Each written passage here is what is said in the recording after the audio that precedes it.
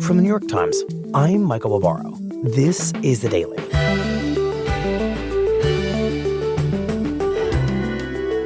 Today, the pitch to President Biden from dozens of congressional Democrats is simple. With a single phone call, they've told him, he can revolutionize women's rights and revive his damaged legacy in the process. The question now is whether they're right, and even if they are, whether Biden is willing to do it.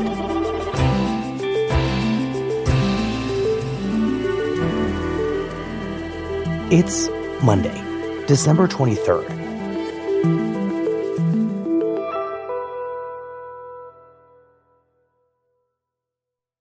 Hello, Annie Karni. Hello, Michael Barbaro. You are actually joining us from inside Congress, where there has been lots of news over the past few days, and we are grateful for you making time for us. I'm happy to be here. I'm sitting on the House side in a small recording booth. Yeah, it looks very cozy. This story begins with a quest to do something that, from today's perspective, a lot of people might think is already baked into American law, but it's not. So tell us the whole story of why it's actually not.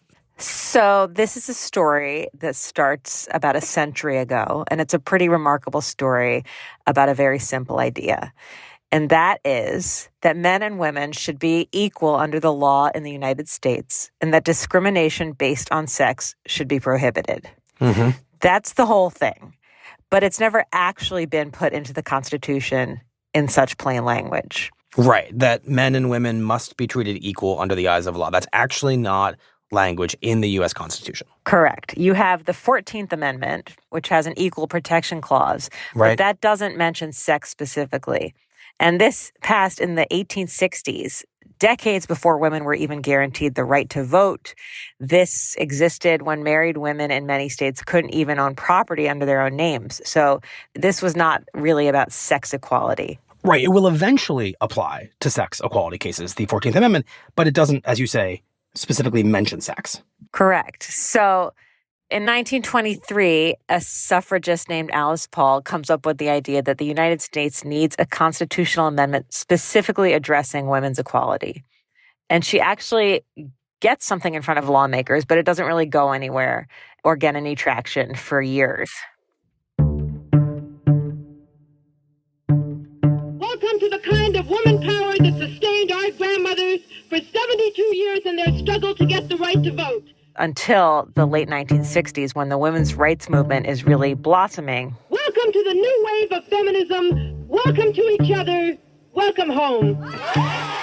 And suddenly, there's excitement around this idea. And what happens once the women's rights movement is in blossom?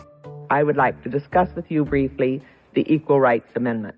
So in 1971, a Democratic lawmaker in the House introduces a bill called the Equal Rights Amendment. The Equal Rights Amendment gives women rights that they do not now have.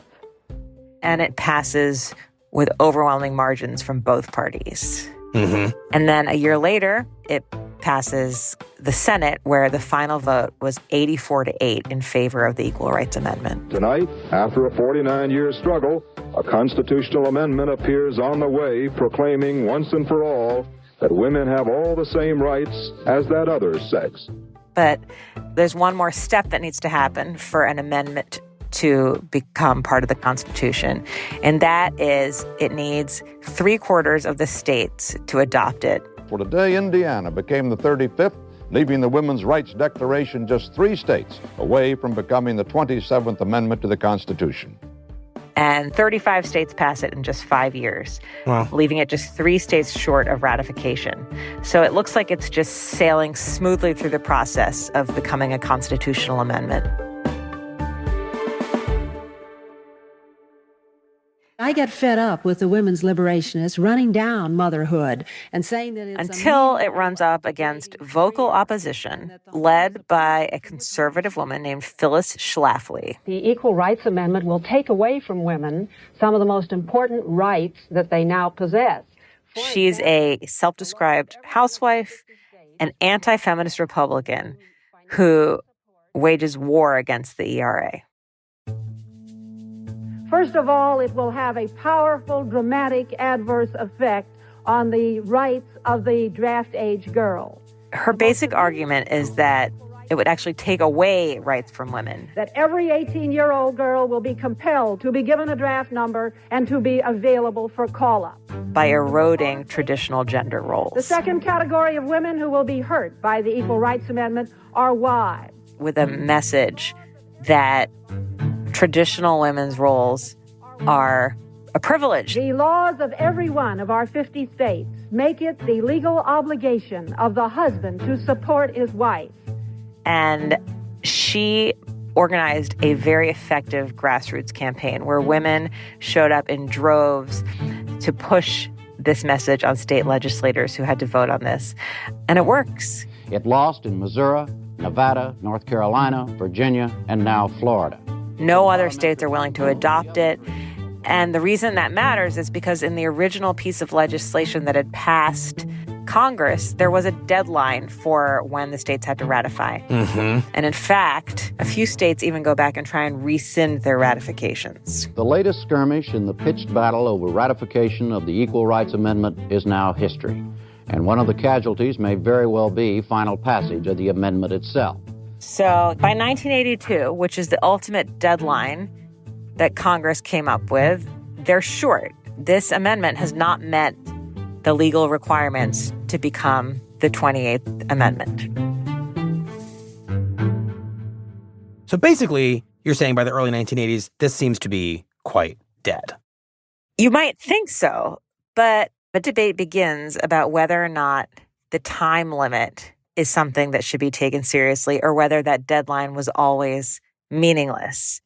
Just explain that. So constitutional amendments, first of all, each one has taken its own circuitous path to passing, and they don't normally have ratification deadlines. An example is the 27th Amendment. It was ratified in 1992. That's 2 centuries after Congress first passed it. So supporters of the ERA argue that the Constitution itself never mentions deadlines for an amendment, so they just are meaningless and do not exist. Interesting. And on top of that, there's a real debate about this business of states trying to rescind their ratification. States have tried that in the past on other amendments, on the 14th and 15th Amendments. And their original ratifications were still counted in the final count that had those become part of the Constitution. So there is some real legitimate gray area here. There's a lot of legal gray area here, yes. So this thing just kind of sits on the shelf for decades until Donald Trump is elected president. And 3 more Democratic Party-controlled state legislators, Nevada, Illinois, and Virginia, who are motivated by women who are outraged that Trump has won and what this will mean for women's rights, not to mention the Me Too movement, which was at its peak, adopt the ERA. Mm-hmm. So it suddenly hits the magic number of 38, 3/4 of the states. It has still been passed by Congress. So on paper, according to supporters, it has cleared all the bars. The ERA has been ratified and should be part of the Constitution. If you believe that that congressional deadline is not real. Correct. So if you think it has met all the legal requirements and that the deadline is not in the Constitution, all that is left to do at this point is basically paperwork. The National Archivist, who's responsible for the certification and publication of constitutional amendments, just needs to publish the ERA as the 28th Amendment, and then it is part of the Constitution. A really interesting argument. But, and this is a big but, the Trump White House at the time issues a legal opinion saying that the archivist cannot do that. And that's because of the deadline. They say that Congress set that 1982 deadline, and that because of that, this is all null and void. Anything that happened after that is dead. And in 2022, when Biden is president, the Biden White House defends that position. The Trump position that the deadline matters and that this is not suddenly a constitutional amendment. Correct. So again, we are in a legal gray area. In 2023, supporters of the ERA go to federal court to get a ruling about this deadline issue. and they lose, a federal court says that the deadline is real. So it's looking less gray, and the chances of the Equal Rights Amendment becoming part of the Constitution are looking less likely. But over the past few months, Democrats have decided to give it a final try. And what does that even mean, really? After Roe was overturned, Democrats saw this as more urgent than ever, that the ERA could be a tool to protect abortion rights at the federal level, that it could anchor a right to an abortion in the Constitution. And they have a Democratic president with the power to make this happen. They want to just treat this like it's already the law of the land. It's passed Congress. It's got the 3/4 of states ratified. Just order the archivist to publish it. And sure, it'll invite a legal challenge, but that's the next step. So they literally say, all Joe Biden has to do is pick up the phone, have a 2-minute phone conversation with the archivist, ordering her to publish it, and then they'll deal with whatever comes next after that. 45 senators, including Chuck Schumer, the majority leader, have written a letter to Biden saying, pick up the phone and call. House Democrats, over 100, all saying, pick up the phone. Yes, it will invite a court challenge. But the point is that this would dare Republicans to have a legal battle to take away equal rights for women, to say, no, we're fighting against this very simple amendment that says women deserve equal rights. Dare them to start that legal battle. And the lawmaker who has really taken up this mantle is the junior senator from New York, Gillibrand, who has made it a priority to persuade Biden that he can and he must do something on this, that he is the president who can make the Equal Rights Amendment part of the Constitution.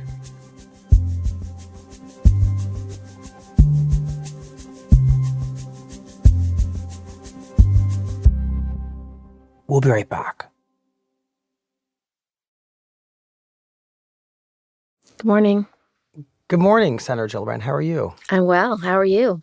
Good. It's nice to see you. I reached Senator Kirsten Gillibrand inside her office on Capitol Hill last week. Sorry. And thank you for putting on headphones. I know it is not the most glamorous way to start your day, but I don't mind. I wonder if you can, just to start, remember when you first learned that equal rights for women were not mentioned in the Constitution. Right. Well, I've known for a long time that the Equal Rights Amendment is not part of the Constitution. Recently, I started looking into the law and looking into actually what it takes to make a constitutional amendment. And I realized pretty quickly it was about Article 5 of the Constitution that sets out two things that need to be accomplished to become a constitutional amendment. You need 2/3 of the House and Senate to vote in favor of it. That happened in the 1970s. It needs 3/4 of the states to ratify. The last state to ratify was Virginia in 2020. And so I realized really quickly that the two things that are required by the Constitution have been met. So what's supposed to happen is when the two standards are met by Article 5, 2/3 House and Senate, pass it, ratified by 3/4 of the state. The archivist, who has a ministerial job only, he or she is not supposed to analyze the law. They're not supposed to have a deep think about it. They're just supposed to sign and publish when the two things are done. And because Trump was president in 2020, his Office of Legal Counsel issued a memo telling the archivist he couldn't sign and publish. And that memo said, timelines matter, and you took too long to get this added to the Constitution. And they cited a decision saying that all constitutional amendments have to be done in a timely way. Well, the 27th Amendment took 203 years to become a constitutional amendment. So clearly, timeliness is not a standard. And so I looked further into what the law says about timelines and whether this timeline that Congress had put in as a 7 years deadline in the preamble was actually constitutionally operative. And there was actually precedent that talked about cases that had timelines and deadlines and saying they were not valid. And I realized that the strength of the arguments were actually on our side. So I've been asking the White House to either issue a new OLC memo, and if they don't want to do that, then direct the archivist to sign and publish on the basis that the two things that Article 5 requires have been completed. Got it. And we're going to get to all the ways in which you have brought and tried to bring that request to the Biden White House.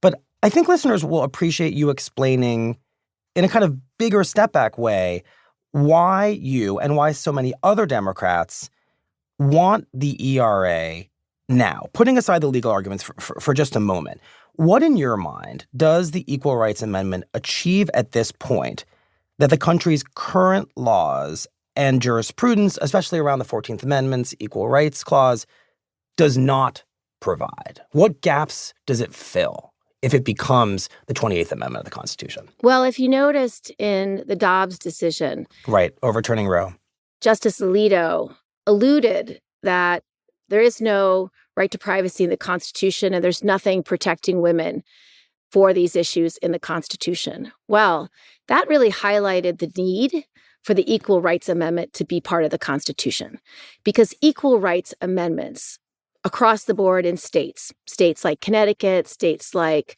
New Mexico, there's current litigations in places like Pennsylvania. When a state has an equal rights amendment, in the case of reproductive rights, they have found that if a woman is denied access to health care for reproductive rights, including abortion, that it's fundamentally unequal. And so in the cases of Connecticut and New Mexico, women on Medicaid were given access to abortion services because they were denied it. And they said that was unequal under the law. So for you, the Equal Rights Amendment, perhaps not exclusively, but foremostly, is about creating in the Constitution a federal protection for abortion rights, which you think has already happened in states whose constitutions have something similar to the Equal Rights Amendment in it. Correct, because if you have equality, let's just look at Dobbs. Dobbs ruled that women of reproductive years do not have a right to privacy. Red states have then implemented that to say women of reproductive years don't have the right to travel across state lines to get access to health care. They've decided women of reproductive years don't have a right to have private conversations on their Facebook pages with their mother about seeking abortion services, that women don't have the right to privacy to receive medicine in the mail. Imagine how men in America would feel if they were told today that they too do not have the right to privacy to cross state lines or to receive medicine in the mail or to have private conversations on social media with their families. They would start a revolution. And so I believe if we had an Equal Rights Amendment, Dobbs would be vitiated. Dobbs would no longer count because it is applying a standard to women only based on their gender, that they don't have a right to privacy and therefore have no access to the health care that they need. That's a pretty big and important claim, and I wonder if it's at all disputed. You'd know better than I would, that explicitly prohibiting gender-based discrimination in the Constitution, which is what the Equal Rights Amendment would do, would, in your words, vitiate, obviate, tear asunder the Dobbs decision entirely? I think it could. It would be a strong legal argument that you are discriminating against women based on our gender, and in this instance, denying us access to life-saving care. Okay, once, Senator Gillibrand, you decide for all these reasons, both kind of legal and practical, that this is important to you, that you make this case to President Biden, what do you do? What have you done so far to try to make this case to the president, to his aides? I wonder if you can kind of walk us through all of that. So I started to ask for meetings with President Biden. Over a year ago, I used every opportunity that I had with the president or with the first lady or with Vice President Harris or with Vice President Harris's husband or with their chiefs of staff or with senior advisors in the administration to make the case that the ERA is valid. And I have argued with his lawyer ad nauseum, and he disagrees with me. But I think my legal arguments are supported by far more people than support his. My argument's supported by the ABA. The American Bar Association. And my argument's supported by numbers of attorneys general from dozens of states. And the weight of the law is on our side. Wait, should I intuit that you have not gotten this meeting? No, I have not gotten the meeting yet. I'm still asking for the meeting. Mr. President, I would like to meet with you for 5 minutes. I would like to make my best case to you. Forgive me for asking this. Is it strange for you to have to essentially plead through intermediaries, whether perhaps in this moment we are one of them, to get a couple of moments one-on-one with the president? You know, I don't know what the issue is. I think perhaps the campaign got in the way because it became a question is, do we want to do this in the middle of a campaign? Shouldn't we wait till after the campaign? Maybe those were concerns. We did polling. We have polling showing that the American people support this. We've really just tried to make the case to all of the senior advisors that not only is this actually accurate legally, but that it is the right thing to do. So how do you understand Senator Biden's seeming reluctance to engage this? He's not taking the meeting with you. He's not Well, speaking I don't know out that about it's this. the president. I think it's the team. I don't know. I got to tell you, when I pitched it to him, with my 30 seconds that I had in a photo line. In a photo line? Yes. When President Biden came to New York for the celebration of the Stonewall Inn as a national monument, I made sure I got to that photo line. I said, Mr. President, I think you have an opportunity to direct the archivist to sign and publish the ERA. And you got it out. I said, and if you do, it will be everything. It will guarantee women reproductive rights. It will guarantee them equality under the law. It will be the cornerstone of your administration. And I said, you don't have a formal role, but the archivist does, and she needs courage. And I believe if you tell her or direct her or do a new OLC memo, she will do it. And he said, so do you want me to make a big deal about it? I said, yes, I do. And that was our conversation. So it was very positive. So I've not had a negative reaction. Do you think, Senator, that perhaps the thing that may be holding him, and if not him, those around him up here, is their fear that this won't survive the inevitable legal challenge that will come based on the 1982 deadline? That they just think that this is futile and symbolic? Look, no matter what approach you take on this Equal Rights Amendment, it will go up to the Supreme Court. This is the only route that is possible, I think, in the near future. And why wouldn't you do it now as an opportunity to stand up for what you believe in? You just mentioned the Supreme Court.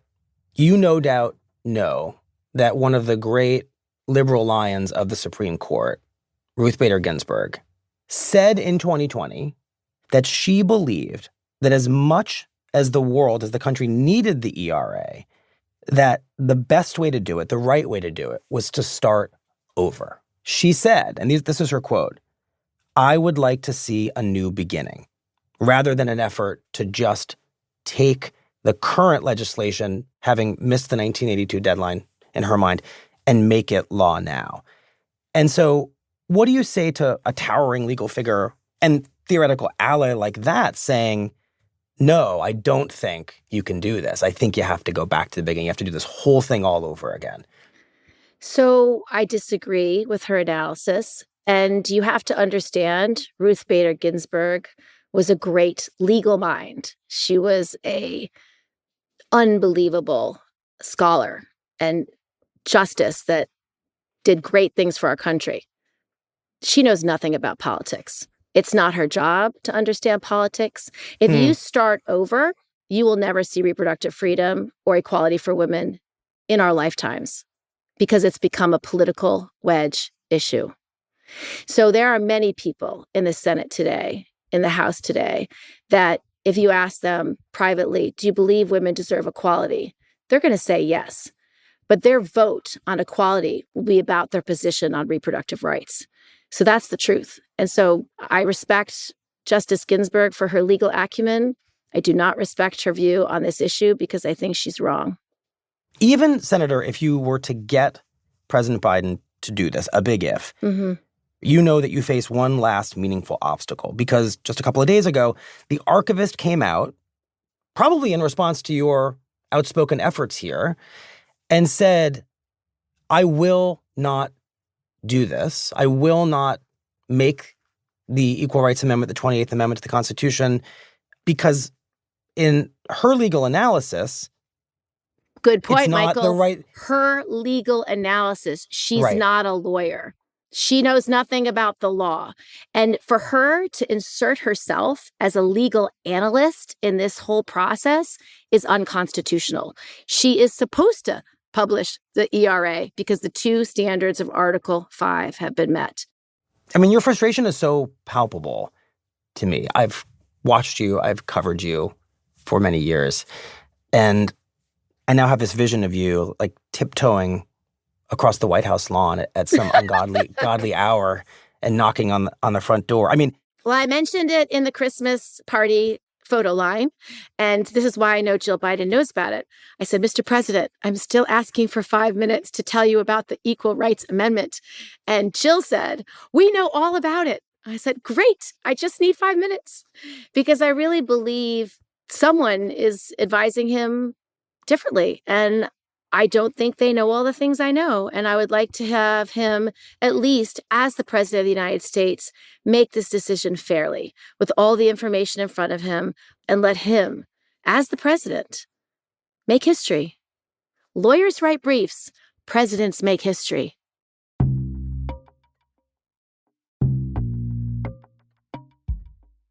well, Senator, thank you very much for your time. You're welcome.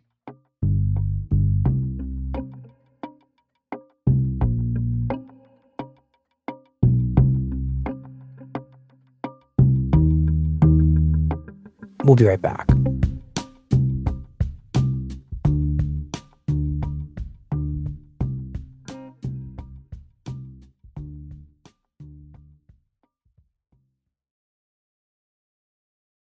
Here's what else you need to know today.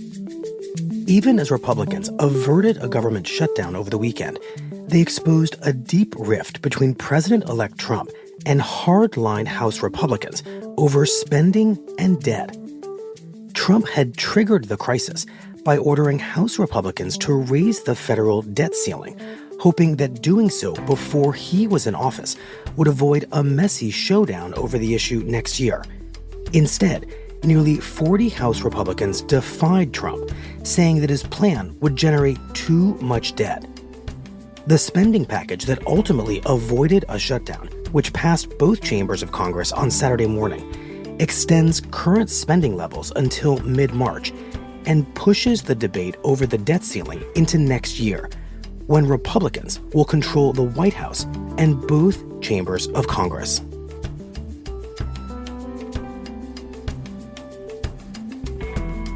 Today's episode was produced by Carlos Prieto, Luke Vanderplug, Claire Tennisketter, and Michael Simon Johnson. It was edited by Patricia Willens, with help from Paige Cowett. Contains research help from Susan Lee. Original music from Pat McCusker, Dan Powell, and Marian Lozano. And was engineered by Alyssa Moxley. Our theme music is by Jim Brunberg and Ben Lansford of Wonderly.